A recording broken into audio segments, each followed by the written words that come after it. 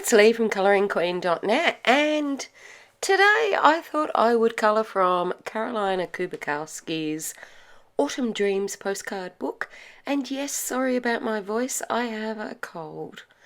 Yes, of course, it is only just spring here in Australia, and I often tend to get a cold, in between seasons. Like, usually it's between autumn and winter, but this time I've gone for spring. So I'm sorry about my voice and my stuffy nose, but hopefully I'll sound maybe just a little bit huskier. Who knows? I'll have to listen to myself on playback. No, I won't, because I hate hearing my voice. But I hope you're all doing really well today. So I'm colouring this one up for my Sepia in September colour along. And I've picked something small because, yes, those two sprained wrists are still giving me so much trouble. It's unbelievable. The left one is actually getting worse. The right one seems to be getting a bit better. So I'm going to have to bite the bullet and go to the doctor and get the left one x-rayed and whatnot, because something clearly is not going right there. It should have been healed by now, but it feels like it's just grinding around like a cog on a wheel, getting stuck every time I move it. The big thing is locking the door. That seems to be the big thing that really makes it hurt, but just even picking up a small thing like my phone really hurts. So if you're waiting for a reply from me for messages, etc., I'm only doing a few a day because it actually really hurts to type too much or to pick up my phone. So I'm only just doing a little bit. I know I have some that I haven't answered, and I'm going to get there. It's just not easy at the moment with this. But I think I figured it out, or I think a viewer figured it out for me. So thank you, Gail. I have read your email, and I know I haven't replied, but I think you're right. It's Buddy. It's walking Buddy, because just before I did the wrists, I got Buddy a new lead, which I'd forgotten about, and it's like a pair of reins, horse reins, and I use my left hand to sort of hold him with and use the right rein to stop him from pulling and sort of change his directions.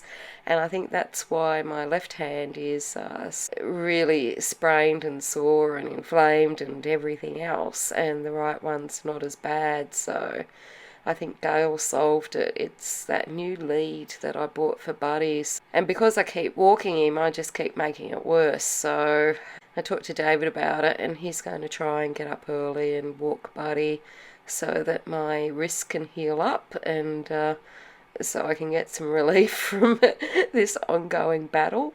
But poor guy, he gets up at 4 o'clock in the morning now, and if he had to get up at like 3 or something, he wouldn't get any sleep. So unless he's working like later and getting up at like 5 or something, I'll continue to walk Buddy, and so it's not really going to help it getting better. But I can't ask him to get up at 3 in the morning, and do it when he's got an early day. But hopefully he'll have a few late days, and he can walk Buddy then. He always walks Buddy after work, but I do the morning one because Buddy has a lot of energy. He needs 2 walks a day, so hopefully David can take over that morning walk for a little bit so that my wrist can recover, and hopefully we'll get Buddy to stop tugging so much so that when they do recover I won't have to go through this again. But I can't believe how hard it is just to do simple things like wash up, or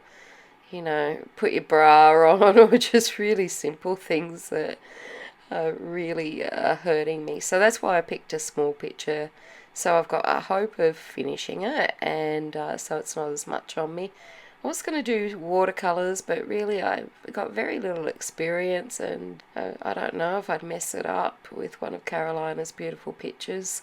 So we'll see how we go with these Colleen pencils on Karolina's postcard. And I mean, the picture pretty well lends itself to a Sepia in September colouring challenge, which is my challenge for this month. So, yeah, I hope it turns out. We'll see. We'll see. So I hope you guys are all doing well wherever you are in the world. It is spring here in Australia, and all my lovely seeds and bulbs are coming out that I diligently planted months ago, so that's good.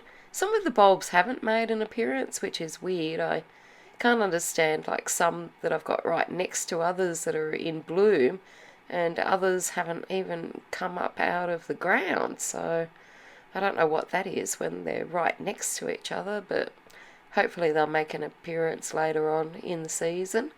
I love spring, all the things happening, and just the weather is so much nicer, even though I've got this pesky cold, but the weather is lovely. It's not too hot, it's not too cold.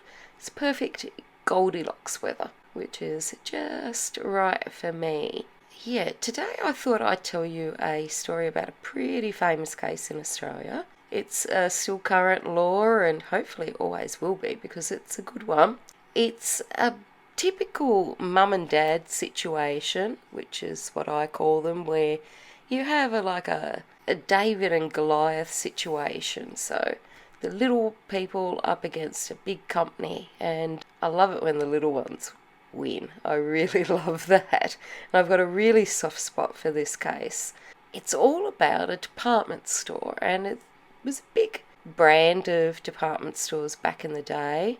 In the 1980s, Walton's, which was the department store, they specialised in creating stores in regional areas of Australia, so country Australia. And it was where you went if you wanted to buy a TV or a book or a curtains or a new pen or a new outfit.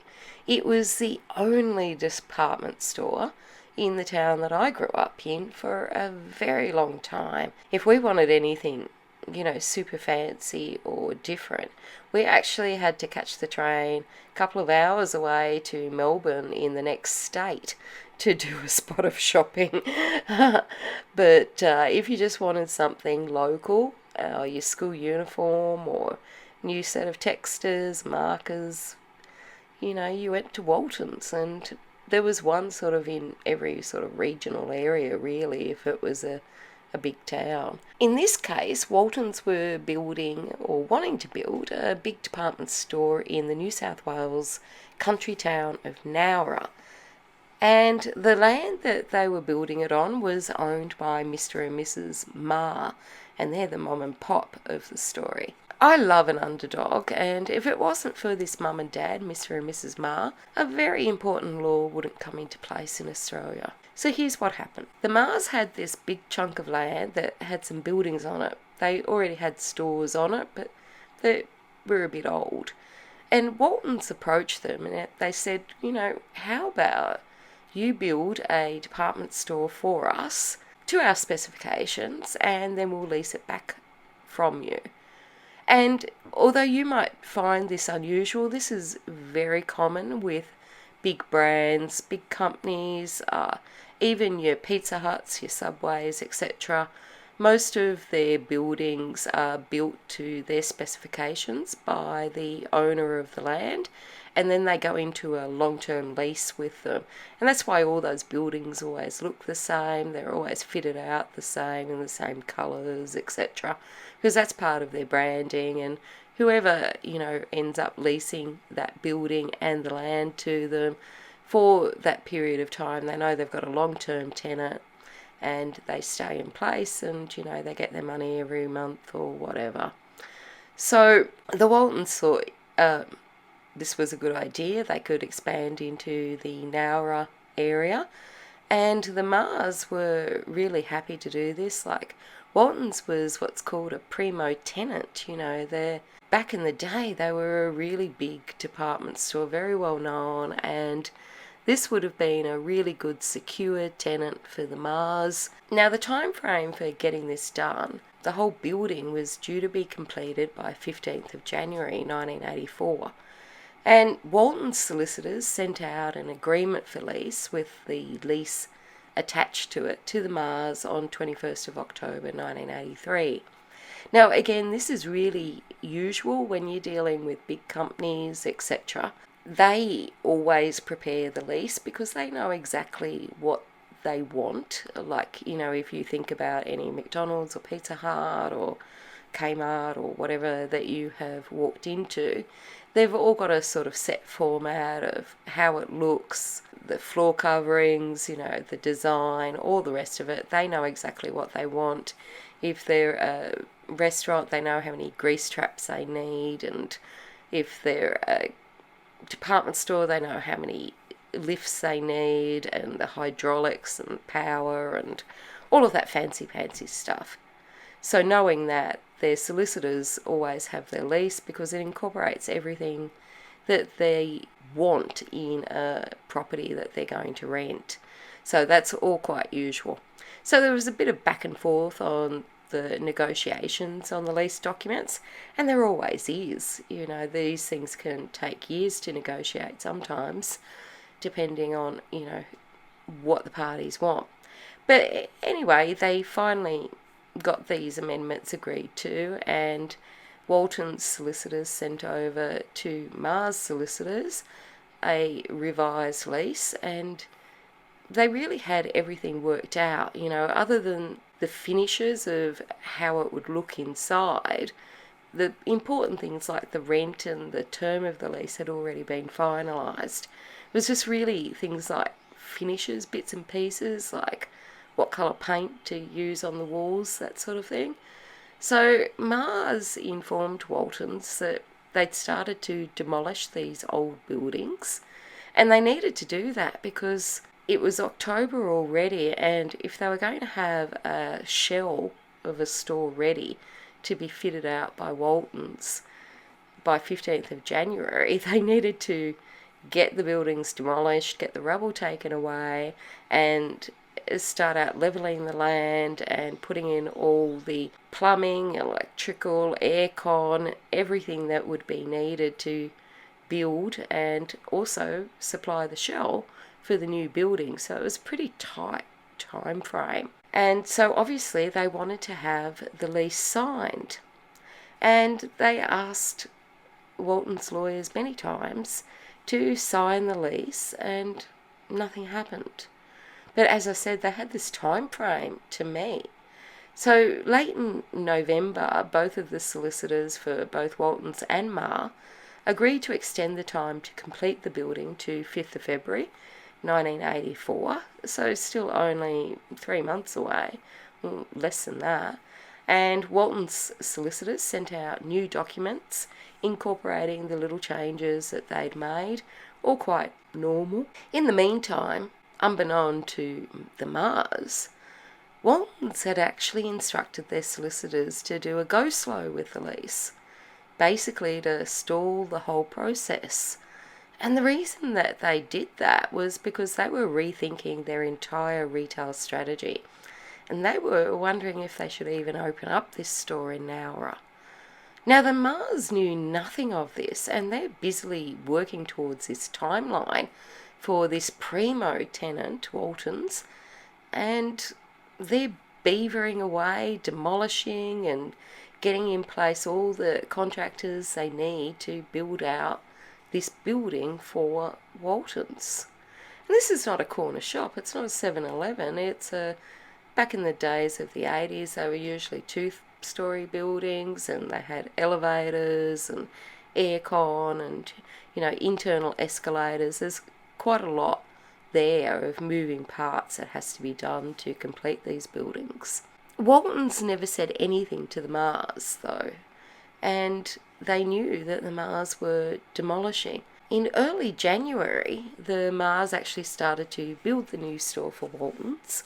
They had actually completed 40% of it, when in late January, Waltons informed the Mars that they weren't going ahead with the deal.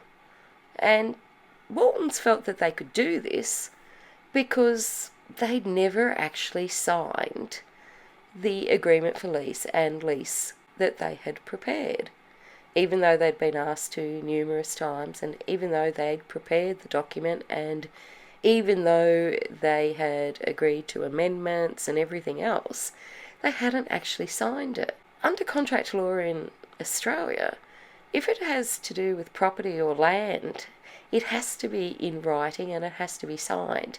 It can't be verbal, it can't be two mates doing a handshake. That sort of feudal law went out in medieval times. It has to be in writing and it has to be signed. Knowing that, it looks like that the Waltons department store can walk away from this deal and leave the Mars with no tenant, no prospect of a tenant, a huge bill for demolition, a pile of rubble, and nothing that they can rent out to anybody.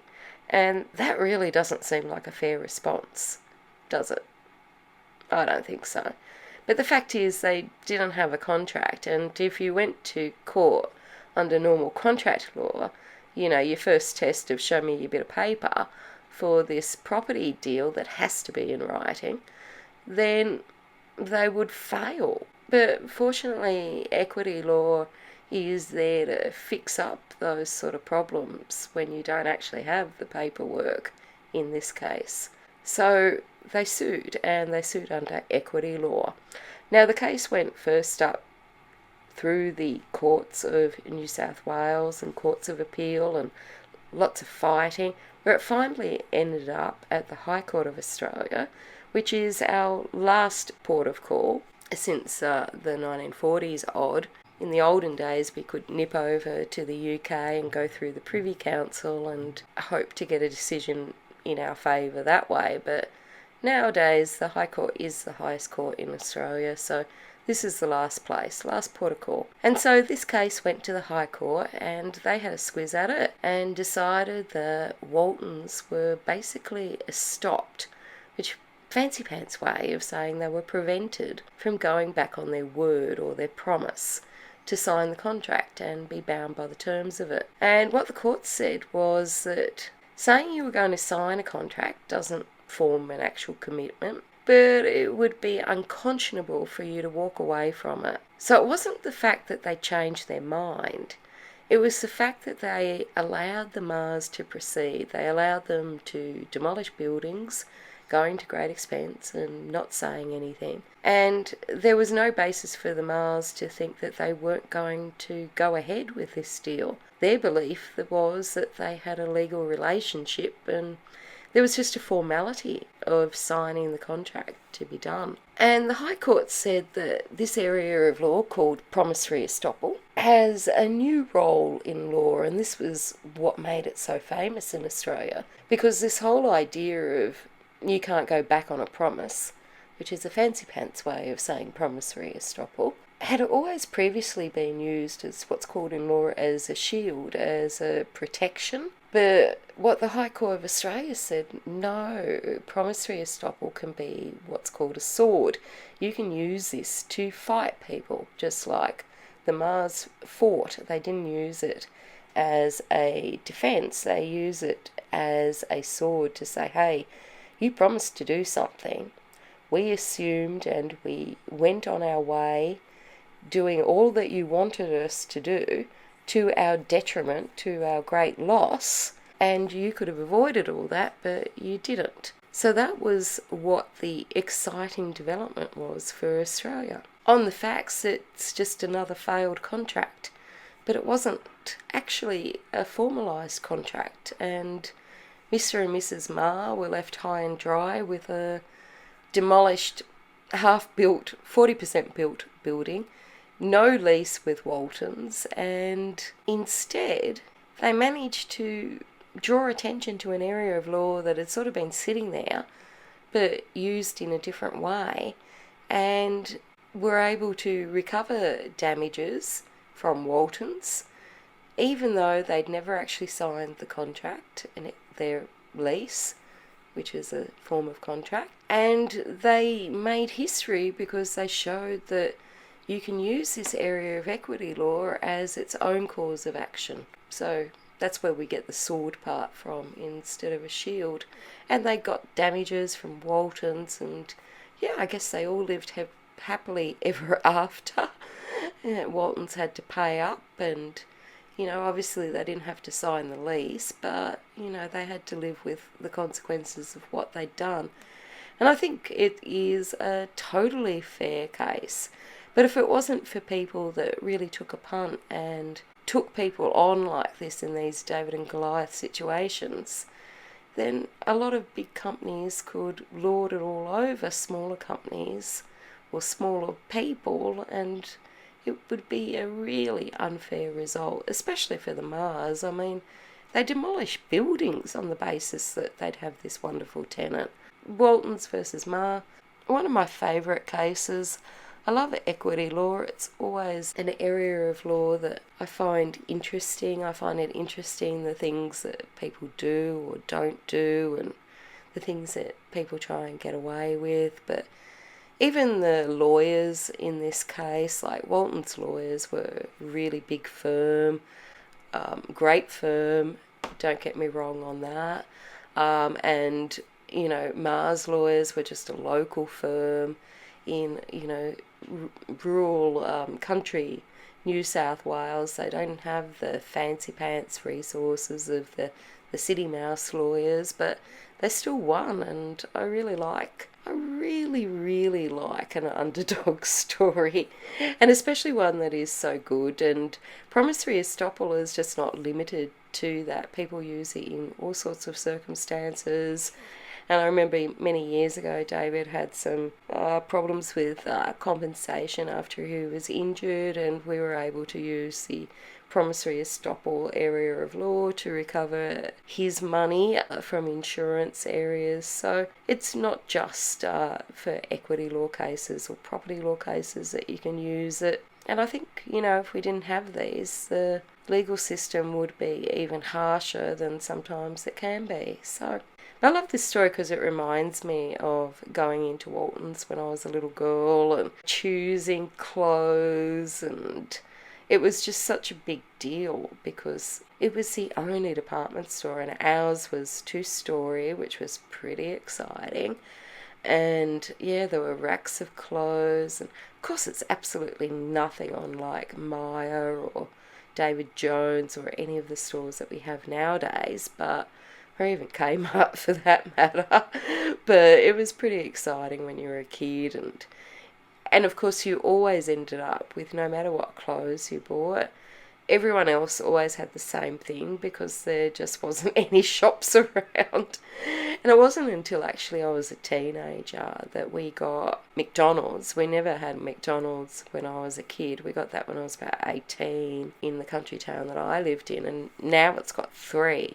So yeah, that'll tell you something. But we didn't get Kmart or Target or any of those sorts of department stores for until I was like 18, and some of them until I was like 20. So yeah, Walton's was a big deal because everything else was just small shops. And they were, like your boutique stores. And if we wanted to do any real shopping of really buying up clothes or whatnot when I was a teenager, it meant jumping on a train to Melbourne, a couple of hours away, and spending the day in a different state in the capital city, just, going shopping and looking for clothes, which I was a bit of a terror when I was a teenager, so I'd often jump the train to Melbourne and go shopping when I was meant to be at school. Many times. And yeah, sometimes there was a little bit of underage drinking going on and all the rest of it. I was a shocking child. Terrible teenager. They were good times, though. So I'd love to know if you guys got up to any mischief when you were younger. I don't know what it would have been like to grow up in like a city like Sydney or whatnot that I eventually moved to, when you had all these shops and everything to go to. Like, I think it'd be a completely different world. I guess the best thing about growing up in a country town and only having the one department store was that there was hardly anything to choose from, so it didn't take you long to do the shopping. So I guess that was good. But other than that, I can't really think of any other advantages to it. I'm not sure. This cold is getting the best of me. I'm going to finish up before my voice gets way too sore But I hope you enjoy the story of Walton's and Ma, and I do like a David and Goliath story. I will be back later in the month to tell you a story that is crime-based, and it's a weird one. Hopefully my voice will be better by then, and hopefully my wrist will be better by then. So until next time, stay safe and happy colouring.